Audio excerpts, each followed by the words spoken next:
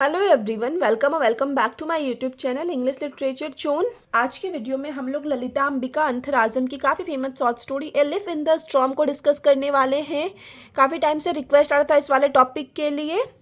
तो स्टार्ट करते हैं सबसे पहले इंट्रोडक्शन वाले सेक्शन से। A leaf in the storm is a famous short story by Lalitha Ambika Antharjanam. कि a leaf in the storm जो है वो काफ़ी प्रसिद्ध शॉर्ट स्टोरी है जिसको कि लिखा गया है ललिता अंबिका अंथराजम के द्वारा। A well known Malayalam writer and social reformer, जो कि एक काफ़ी प्रसिद्ध मलयालम लेखिका रहती है और समाज सुधारक भी रहती है। It is about suffering of A women in male dominated society की ये जो कहानी है, ये जो शॉर्ट स्टोरी है ना, वो महिलाओं के सफरिंग के बारे में, महिलाओं के दुखों कष्टों के बारे में है कि महिलाओं को male dominated society, it means पुरुष प्रधान समाज में जो जिन जिन कष्टों का, जिन जिन दुखों का सामना करना पड़ता है ना, उस सफरिंग के बारे में है ये short story. Specially during partition, और विशेष रूप से जिन दुखों का सामना पार्टीशन के टाइम, बंटवारे के टाइम जो है महिलाओं को करना पड़ा। It was first written in Malayalam. इस शॉर्ट स्टोरी को जो है पहली बार मलयालम में लिखा गया था विद द टाइटल कोडुम कट्टीपेटा ओरिला, मतलब कोडुम कट्टीपेटा ओरिला ये टाइटल यूज करते हुए पहली बार इसको मलयालम में लिखा गया एंड पब्लिश्ड इन 1948 में पहली बार पब्लिश करवाया गया। और बाद में इसको एक नारायण चंद्र नाम के ऑथर हुए इसको ट्रांसलेट किए हुए। ठीक है, तो ये नारायण चंद्र नाम भी याद रखिएगा कि इसको ट्रांसलेट जो है नारायण चंद्र किए हुए हैं ए लिफ इन द स्टॉर्म को। The story is set during the Indian freedom movement and communal riots. इस स्टोरी की जो सेटिंग रखी गई है ना, वो भारतीय स्वतंत्रता आंदोलन और सांप्रदायिक दंगों के दौरान रखी गई है। Through the life of a young women name Jyoti,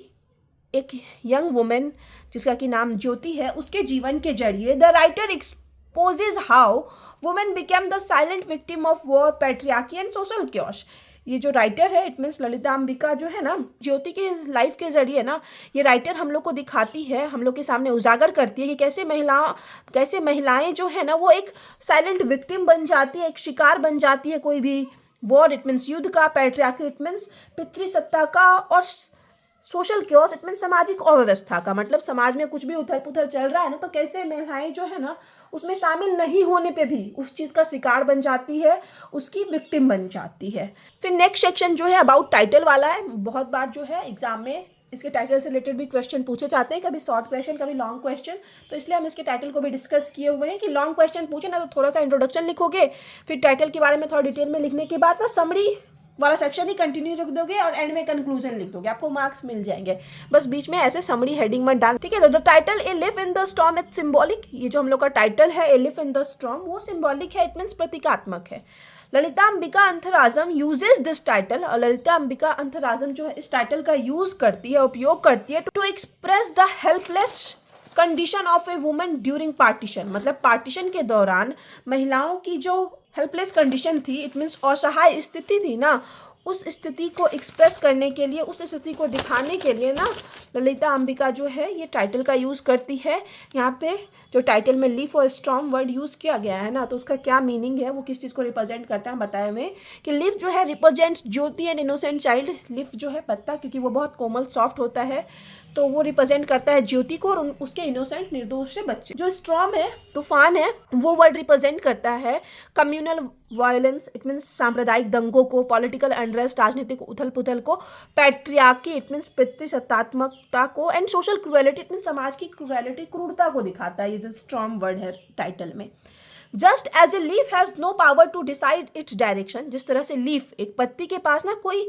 power नहीं होता, इतनी शक्ति नहीं होती कि वो अपनी दिशा निर्धारित कर सके। व्हेन ए स्टॉर्म ब्लोज, जब कोई तूफान आता है, मतलब जब कोई तूफान आता है तो पत्ती के पास ये पावर नहीं है कि वो डिसाइड करेगी कि उसको तूफान के साथ उड़ना है या नहीं। Jyoti has no control over her life when violence enter it. उसी प्रकार ज्योति के जीवन पे भी ना उसका कोई कंट्रोल, उसका खुद का कोई कंट्रोल नहीं रह जाता है जब उसके जीवन में वायलेंस एंटर करता है, इट मीन्स हिंसा एंटर करती है। The title highlights the powerlessness of women in A male dominated society. ये जो टाइटल है ना, ये हाईलाइट करता है, उजागर करता है महिलाओं की पावरलेसनेस को, महिलाओं की शक्तिहीनता को, कि कैसे एक पुरुष प्रधान समाज में ना महिलाएं शक्तिहीन होती हैं, वो चीज़ को दिखाता है ये जो टाइटल है। अब एनालिसिस ऑफ द स्टोरी, कि अगर आप टाइटल के बारे में लिखोगे ना तो यहाँ पे analysis of the story heading नहीं डालोगे, अपना कहानी आगे कंटिन्यू करते जाओगे। ठीक है, कि किस तरह से दिखाओगे ज्योति के साथ गलत हुआ, कैसे वो वायलेंस का शिकार हो गई। ठीक है, तो आगे आपका वो टाइटल वाला आंसर रेडी हो जाएगा और एंड में कंक्लूजन लिख दोगे। The story start with a journey from one nameless refugee camp to East Punjab to another camp of West Punjab Pakistan. ये जो कहानी स्टार्ट होती है ना, एक नेमलेस मतलब जो ऑथर है वो कंफर्म नाम नहीं बताती है, क्योंकि वो नहीं चाहती कि ज्योति जो भी है उसकी आइडेंटिटी रिवील हो या किसी स्पेसिफिक रिफ्यूजी कैंप का नाम आ जाए। तो इस वजह से यहाँ पे ना ऑथर किसी डिटेल आइडेंटिटी के बारे में नहीं बात की हुई है। तो एक नेमलेस रिफ्यूजी कैंप रहता है। रिफ्यूजी कैंप आपको पता होगा कि इंडिया और पाकिस्तान दोनों साइड बनाए गए थे, जहाँ की जो भी लोग पाकिस्तान से इंडिया आते हैं उनके लिए और जो इंडिया से पाकिस्तान जा रहे थे उधर उनके लिए भी रिफ्यूजी कैंप ऐसे बना हुआ था, दोनों साइड रिफ्यूजी कैंप बना हुआ था। तो Jyoti the protagonist is a Sikh girl. Jyoti जो प्रोटैगनिस्ट रहती है इस शॉर्ट स्टोरी की, वो एक सिख लड़की है from a nameless village of West Punjab, और वो एक वेस्ट पंजाब के नेमलेस मतलब गांव का भी नाम यहाँ नहीं दिया गया ताकि कि स्पेसिफिक गांव को मेंशन ना किया जाए, ठीक है। तो एक नेमलेस गांव में रहती है वेस्ट पंजाब के ज्योति जो है is reluctant to go to the camp West Punjab, मतलब वो वेस्ट पंजाब के कैंप में ज्योति जो है ना नहीं जाना चाहती है, क्योंकि पार्टीशन के बाद ये हो गया था ना कि जो पाकिस्तान साइड वाले एरिया में हिंदू हैं वो चाहे तो हिंदुस्तान आ सकते हैं और जो हिंदुस्तान में मुस्लिम है वो चाहे तो पाकिस्तान जा सकते। वाइल क्रॉसिंग द बॉर्डर, और जब ज्योति बॉर्डर क्रॉस कर रही थी, had been rape, Jyoti had been rape, तो जब बॉर्डर क्रॉस करते समय ज्योति का रेप किया जाता है अलॉन्ग विथ 15 वुमेन, और उस वहाँ पे जो है ना ज्योति के साथ और भी 15 लड़कियाँ रहती है जिनका कि रेप किया जाता है। Kasim Sahib who was a good friend of Jyoti's father, Kasim Sahib एक कैरेक्टर है जो कि ज्योति के पिता के काफी अच्छे दोस्त रहते हैं, मित्र रहते हैं। Plans to send this women safely across the border fails, मतलब कुछ अच्छे लोग उस समय भी थे और कुछ बुरे लोग उस समय भी थे। तो जो कशीम साहब है वो अच्छे लोग में से थे, तो वो प्लान बनाते हैं कि इन 15 लड़कियों को सुरक्षित इंडिया की तरफ भिजवा दिया जाएगा, लेकिन उनका ये जो प्लान है ना वो असफल हो जाता है। When Jyoti A victim of gendered violence during the partition arrives at the Indian camp। अब ज्योति जो कि इंडिया की तरफ पहुंचती है, इंडियन कैंप की तरफ आती है, वो ना एक विक्टिम शिकार हो जाती है जेंडर वायलेंस का। इट मीन्स लैंगिक हिंसा का, मतलब लिंग के आधार पे ही यहाँ हिंसा किया गया, क्योंकि वो फीमेल थी तो उसके साथ ये रेप हुआ, वरना अगर कोई आदमी होता, पुरुष होता तो वो नहीं होता वो चीज़ यहाँ पे। इस वजह से यहाँ बताया गया कि ज्योति जो है वो जेंडर वायलेंस के शिकार हो जाती है। She is carrying the seed of domination, और जब वो रिफ्यूजी कैंप में पहुंचती है तो उसके अंदर सीड ऑफ डोमिनेशन रहता है। इट मीन्स एक डोमिनेशन, इट मीन्स हो जाता है ना कि एक बीज रहता है, धिक्कार का बीज, मतलब अब जो वो प्रेग्नेंट हो जाते हैं तो उसके लिए एक वर्ड यूज करती है छोटे से कि सीड ऑफ डोमिनेशन अपने बच्चे के लिए, कि वो कहीं ना कहीं उसको याद दिलाता है कि किस तरह से उसको ना वो एक हिंसा, एक धिक्कार, एक नरक वाले जीवन से, नरक वाले फेज से गुजरना पड़ा था जब उसका रेप हुआ था। तो इन हर वुम्ब, और ये सीड ऑफ डोमिनेशन जो है उसके वुम्ब इट मीन्स गर्भ में रह जाता है। Her belly remains swollen even though she has not had food for 4 days, मतलब उसका बेली ना स्वोलन इट मीन्स हो जाता है, एक मतलब सूजा हुआ सा, या फिर हम लोग बोल सकते हैं फुला हुआ सा दिखता है, हालांकि जबकि वो 4 दिन से कोई खाना भी नहीं खाई थी उसके बाद भी। फिर यहाँ पे एक कोटेशन यूज किए हुए हैं इसी शॉर्ट स्टोरी से related. The world around her appeared cruel and heartless, कि उसको अपने चारों ओर का वर्ल्ड जो है ना वो क्रूर लगता था, हर्टलेस लगता है, with no place for mercy, जहाँ पे मर्सी दया का कोई जगह नहीं हो। Jyoti despite her on unbearable pain, Jyoti जिसके पास खुद का अनबियरेबल पेन था, ऐसा पेन जिसको बर्दाश्त ना किया जा सके, सहा ना जा सके, ऐसा दर्द है अभी ज्योति के अंदर जो है। Becomes deeply aware of the suffering of the other women in the refugee camp, लेकिन वो ना अपने आसपास के रिफ्यूजी कैंप के ना अदर वुमेन को भी देखती है, उनके दर्द को भी जानती है कि उसमें बहुत सारी महिलाओं के साथ रेप हुआ है, बहुत सारी महिलाओं के साथ उनके बच्चे हैं, 8-8 बच्चे, 10-10 बच्चे हैं, तो उन सब के पेन को भी देखती है। सी अंडरस्टैंड, तो यहाँ पे ना उन सबको देखने के बाद वो समझ जाती है Jyoti that suffering during the partition, कि ये जो सफरिंग, ये जो कष्ट का सामना करना पड़ा ना पार्टीशन के दौरान, डज नॉट चूज रिलीजन, कि ये कोई रिलीजन चूज करके नहीं किया गया, कि ऐसा नहीं है कि सिर्फ हिंदू महिलाओं के साथ गलत हुआ, बहुत सारी मुस्लिम महिलाओं के साथ भी उस समय गलत हुआ था। ना ही एज देख के कोई वायलेंस किया गया, ना ही वर्च्यू कोई गुण देख के किया गया। इनोसेंट वुमेन, जो भी निर्दोष महिलाएं थी, चिल्ड्रन इट मीन्स निर्दोष बच्चे थे, और एल्डरली इवन यहाँ तक कि जो एजेड भी महिलाएं थी, have all been crushed under its violence, वो सारी क्रश की गई इस वायलेंस के अंदर, इस हिंसा का शिकार जो है सारी महिलाएं, सारे छोटे बच्चे सब हुए हैं। स्पेशली ज्योति जो है वो इस चीज का शिकार नहीं हुई है, लाखों महिलाएं ऐसी थी जिनके साथ बहुत ज्यादा गलत हुआ था।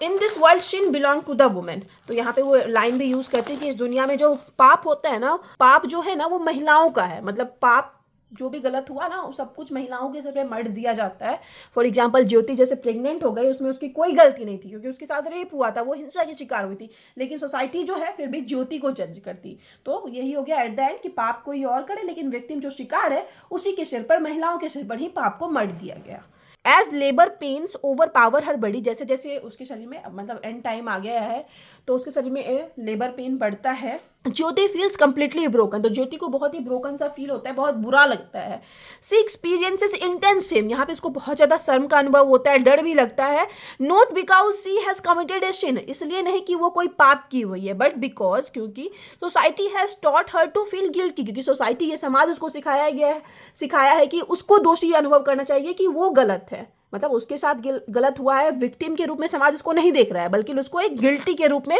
दोषी के रूप में समाज देख रहा है। ठीक है, इस वजह से यहाँ पे बच्चे को जन्म देते वक्त ज्योति को बहुत ज़्यादा शेम का अनुभव, शर्म का अनुभव, डर का अनुभव होता है। और यहाँ जन्म देने से पहले ज्योति के मन में बहुत बार ख्याल आता है कि वो बच्चे को मार दे, ये कर दे, वो कर दे, मतलब बहुत सारा गलत गलत थॉट आता है, या खुद का जान ले, लेकिन एट द एंड वो बच्चे को जन्म देती है। Eventually Jyoti gives birth to a child, अंततः ज्योति जो है बच्चे को जन्म देती है। The arrival of the child slowly brings a change within her, कि जैसे ही वो बच्चा आता है ना इस दुनिया में, तो उसके जीवन में ना धीरे धीरे बदलाव आना शुरू हो जाता है ज्योति के जीवन में। The very though born out of violence, हालांकि वो जो बच्चा है ना वो हिंसा की वजह से जन्म लिया, मतलब ज्योति का रेप किया गया, इस वजह से वो बच्चा जन्म लिया। इज इनोसेंट, लेकिन वो जो बच्चा था ना वो इनोसेंट था, मतलब वायलेंस की वजह से पैदा हुआ, लेकिन वो बच्चा बहुत ज़्यादा इनोसेंट, निर्दोष था।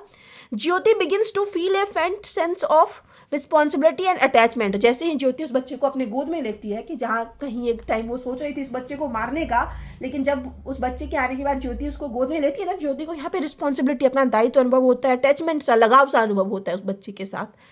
मदरहुड दाउ फोर्स्ड अपॉन हर, हालांकि माँ बनना उसके ऊपर फोर्स्ड किया गया था, इट मीन जबरदस्ती लादा गया था। Becomes a source of inner strength, लेकिन यही जो है उसके इनर स्ट्रेंथ, इट मीन्स आंतरिक ताकत का ना सोर्स बन जाता है, स्रोत बन जाता है, कि माँ बनने के बाद उसको ना अंदर से एक स्ट्रांगनेस, इट मीन्स ताकत वाला अनुभव आता है। सी रियलाइजेज दैट, उसको रियलाइज होता है, एहसास होता है, that the child should not suffer for her crime committed against her, कि उसके बच्चे को वो, मतलब एट द एंड वो डिसाइड करती है कि उसका बच्चा जो है ना वो नहीं सफर करेगा उन दुखों से, जो गलत उसके साथ हुआ है ना वो चीज से उसका बच्चा सफर नहीं करेगा। वो उस समय ये रियलाइज के बदले यहाँ पे डिसाइड लिख सकते हैं कि यहाँ पे वो डिसाइड करती है कि उसका बच्चा जो है वो सफर नहीं करेगा, जो भी क्राइम, जो भी गलत उसके साथ हुआ है उस चीज से। फिर से यहाँ कोटेशन है कि for the first time C felt a strange strength, कि पहली बार जीवन में उसको ऐसा एक स्ट्रेंज, एक अजीब सा ताकत